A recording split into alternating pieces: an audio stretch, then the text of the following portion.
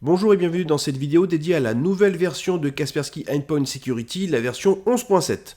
Sans plus attendre, comme vous pouvez le voir tout de suite, toute nouvelle interface pour notre solution de sécurité.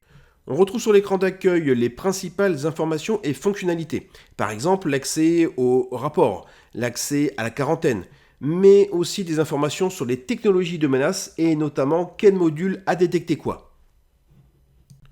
Des utilitaires plus pointus sont toujours présents, comme la surveillance des applications qui vous permet de voir notamment l'indice de confiance, ou encore la surveillance du chiffrement BitLocker AES 256 bits, et enfin des informations sur le trafic réseau pour savoir quelles sont les adresses IP sortantes ou les ports utilisés sur votre machine.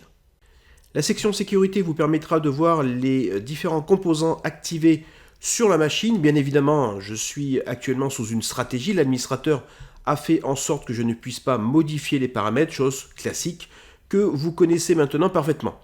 Comme d'habitude, au niveau des tâches, on retrouve la possibilité de lancer une mise à jour ou une analyse. Et enfin, dans la partie licence, on aura des informations sur la durée restante et le type de licence et de fonctionnement offert. Parmi les autres nouveautés, notons déjà la prise en charge de Windows 11 et de serveur 2022, ainsi que la prochaine mise à jour majeure de Windows 10. Autre fonctionnalité importante que beaucoup attendaient, l'intégration du composant Sandbox et EDR Optimum directement dans le paquet Endpoint. Concrètement, comme je vous le montre à l'écran, vous pourrez voir cela dans les propriétés du paquet KES 11.7.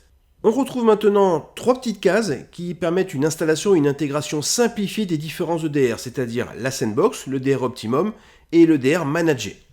A noter que cela s'accompagne également d'un assistant de migration des stratégies et des tâches pour Kaspersky Endpoint Agent. Côté chiffrement de disque, on retrouve pas mal d'améliorations au niveau de la gestion de BitLocker. N'hésitez pas à mettre la vidéo en pause pour prendre connaissance de ces nouveautés détaillées.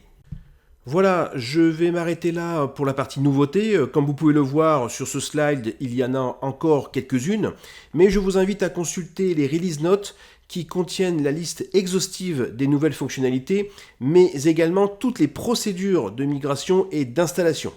Je vous joins le lien dans la partie description de cette vidéo.